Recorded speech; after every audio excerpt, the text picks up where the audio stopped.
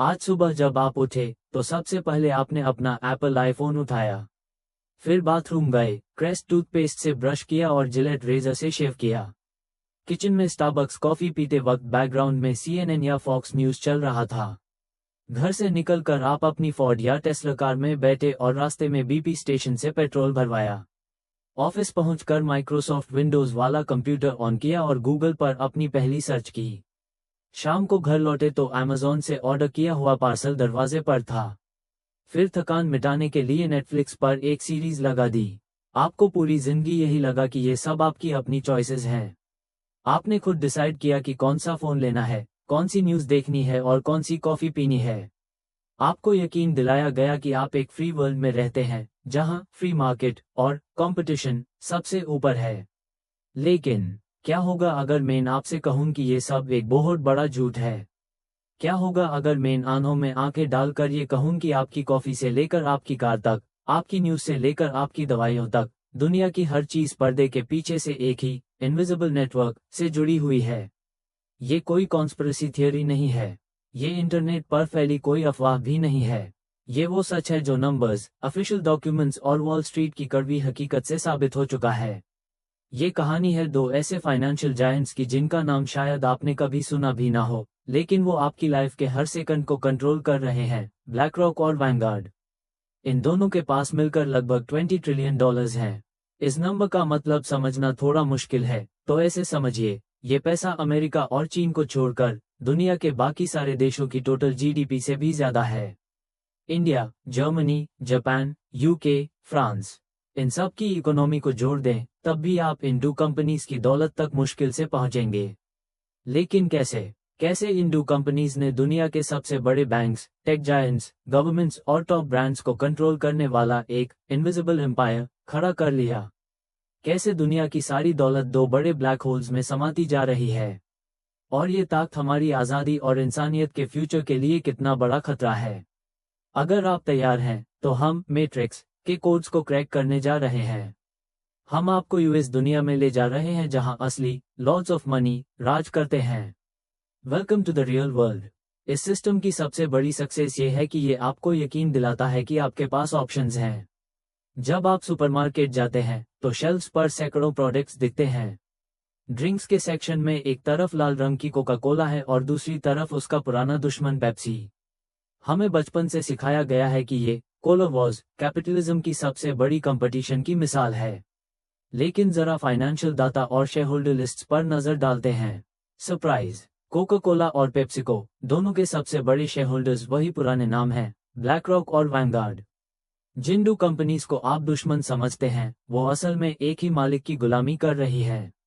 इसका मतलब क्या है? अगर दो दुश्मन कंपनीज का मालिक एक ही हो, तो क्या वहां असली कंपटीशन हो सकता है? क्या डिसीजंस आपके फायदे के लिए लिए जा रहे हैं या इन बड़े फंड्स के प्रॉफिट मार्जिन के लिए? ये सिर्फ ड्रिंक्स तक लिमिटेड नहीं है। आप फ्लाइट की टिकट बुक करें, अमेरिकन एयरलाइंस हो, डेल्टा हो या यूनाइटेड एयरलाइंस, कोई फर्क नहीं पड़ता। इन सब का सबसे बड़ा शेयरहोल्डर कौन है? ब्लैकरॉक और वैनगार्ड। आप न्यूज़ देखते हैं, शायद आप राइट विंग फॉक्स न्यूज़ देखें या लेफ्ट लीनिंग CNN या फिर न्यूयॉर्क टाइम्स पढ़ें। इन बड़े मीडिया हाउसेस की parent companies time Warner, Comcast, Disney या न्यूज़ कॉर्प की शेयरहोल्डर लिस्ट चेक करें, आपको वही चेहरा दिखेगा। हमें आपस में लड़ने वाला मीडिया असल में एक ही जगह से कंट्रोल हो रहा है। टेक की बात करें, आपका फोन एप्पल है, सॉफ्टवेयर माइक्रोसॉफ्ट है, सर्च इंजन गूगल है, social media Meta, Facebook, Instagram है, शॉपिंग अमेज़न है और चिप्स एनवीडिया है। इन सब के टॉप शेयर होल्डर्स फिर से वही डुओ हैं।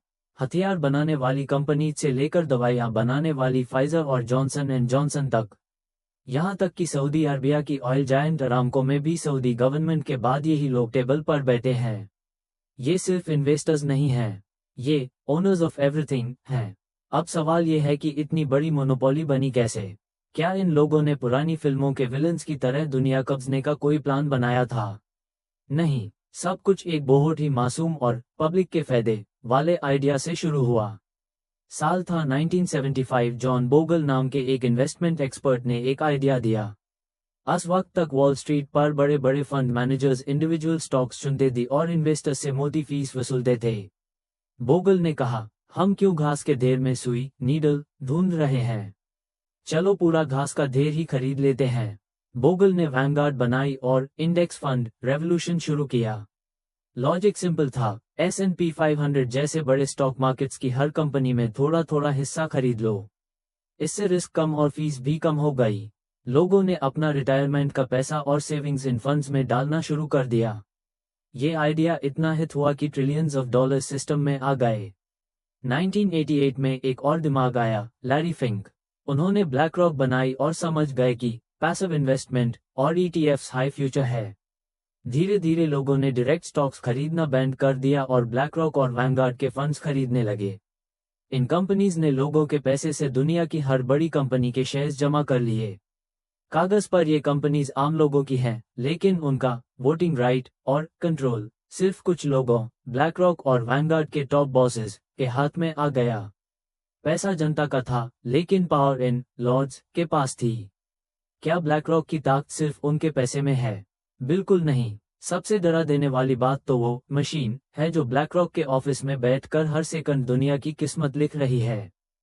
इसका नाम है Aladdin. Asset, liability, debt and derivative investment network. Aladdin कोई मामूली सॉफ्टवेयर नहीं है। ये ग्लोबल फाइनेंशियल सिस्टम का सेंट्रल नर्वस सिस्टम है। ये एक मैसिव आर्टिफिशियल इंटेलिजेंस और रिस्क मैनेजमेंट नेटवर्क है जो रोजाना बिलियंस ऑफ डेटा पॉइंट्स को प्रोसेस करता है। स्टॉक्स, बॉन्ड्स, क्लाइमेट चेंज से लेकर जियोपॉलिटिक्स और वार तक, ये सब कुछ सेकंड्स में एनालाइज करता है। ध्यान से सुनिए, आज दुनिया की टोटल वेल्थ का लगभग $21 ट्रिलियन, यानी दुनिया के टोटल मैनेज एसेट्स का 10% सीधा अलादीन AI के कंट्रोल और गाइडेंस में है। बड़े बैंक्स, गवर्नमेंट पेंशन फंड्स और इंश्योरेंस कंपनीज भी अपना रिस्क कैलकुलेट करने के लिए ब्लैक रॉक की इस AI का इस्तेमाल करते हैं। अगर अलादीन डिसाइड कर ले कि कोई कंपनी रिस्की है, तो पूरी दुनिया का पैसा उस कंपनी से एक पल में निकल जाएगा। अगर अलादीन कहे कि ये सेक्टर प्रॉफिटेबल है, तो ट्रिलियंस वहां बहने लगेंगे। यानी ब्लैक रॉक सिर्फ कंपनीज का मालिक नहीं है, ब्लैक रॉक वो दिमाग है जो डिसाइड करता है कि दुनिया का पैसा कहां जाएगा। एक मशीन इंसानियत के इकोनॉमिक फ्यूचर को कोड कर रही है। दुनिया की सबसे बड़ी कंपनीज में 5% या 10% शेयर होना आपको क्या देता है? सिर्फ प्रॉफिट नहीं, इस साइज का शेयर आपको एब्सोल्यूट मैनेजमेंट पावर देता है। इंडू जायंट्स के पास इतने वोट्स होते हैं कि ये किसी भी कंपनी के CEO को निकल सकते हैं, बोर्ड ऑफ डायरेक्टर्स को बदल सकते हैं और कंपनी की पॉलिसीज को अपनी मर्जी से चला सकते हैं। और पिछले कुछ सालों में ये लोग इस वेपन का इस्तेमाल समाज, सोसाइटी को बदलने के लिए कर रहे हैं। इसका सबसे बड़ा टूल है 3 लेटर्स का एक नया धर्म, ESG, environmental, social and governance. Black rock के CEO लैरी फिंक हर साल दुनिया के टॉप सोर्स को एक लेटर लिखते हैं। ये कोई एडवाइस नहीं, बल्कि एक अल्टीमेटम होता है। ब्लैक रॉक और वैनगार्ड कहते हैं, अगर आपको हमारा पैसा चाहिए, तो आपको कार्बन फुटप्रिंट जीरो करना होगा, बोर्ड में जेंडर और रेस के क्वोटर्स लगाने होंगे, और अनसोशल और पॉलिटिकल इश्यूज पर हमारा साथ देना होगा जो हम डिसाइड करेंगे। जो कंपनी बात नहीं मानती, उनका पैसा निकल लिया जाता है, उनके शेयर्स गिर जाते हैं और उनके मैनेजर्स को निकल बाहर किया जाता है। सपोर्टर्स कहते हैं कि ये दुनिया को ग्रीन और इक्वल बनाने के लिए है, लेकिन क्रिटिक्स कहते हैं कि ये वो कैपिटलिज्म है। वो लोग जिन्हें जनता ने नहीं चुना, वो वॉल स्ट्रीट पर बैठकर डिसाइड कर रहे हैं कि आपका लाइफस्टाइल और आपकी वैल्यूज कैसी होनी चाहिए। डेमोक्रेसी धीरे धीरे फनोक्रेसी, रूल बाय फंड्स, बनती जा रही है। जब आपके पास ऐसी ताकत हो, तो पॉलिटिशियंस आपसे सवाल नहीं पूछते, वो आपके एम्प्लॉइज बन जाते हैं। एक टर्म है रिवॉल्विंग डोर। इन बड़े फंड्स के पुराने मैनेजर्स अक्सर देशों के फाइनेंस मिनिस्ट्रीज और सेंट्रल बैंक्स में टॉप पोजीशंस पर बैठ जाते हैं। जब उनका गवर्नमेंट टर्म खत्म होता है, वो वापस इन्हीं कंपनीज में मिलियंस की सैलरी पर लौट आते हैं। पॉलिटिक्स और फाइनेंस के बीच की लाइन अब मिट चुकी है।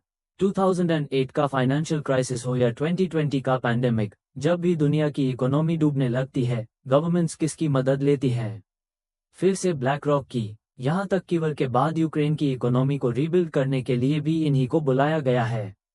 जैसे जैसे देशों की गवर्नमेंट्स कमजोर हो रही हैं, ये फंड्स सेवियर्स बनकर और भी पावरफुल होते जा रहे हैं। अमेरिका में आज आम आदमी के लिए घर खरीदना मुश्किल हो गया है क्योंकि ये बड़े इन्वेस्टर्स सारे घर कैश में खरीद रहे हैं। वर्ल्ड इकोनॉमिक फोरम का वो स्लोगन सच हो रहा है, you will own nothing and be happy. क्योंकि सब कुछ उनका होगा। सबसे बड़ा सवाल, क्या होगा अगर ये सिस्टम फेल हो गया? अगर ये $20 ट्रिलियन का ढांचा स्ट्रक्चर गिर गया?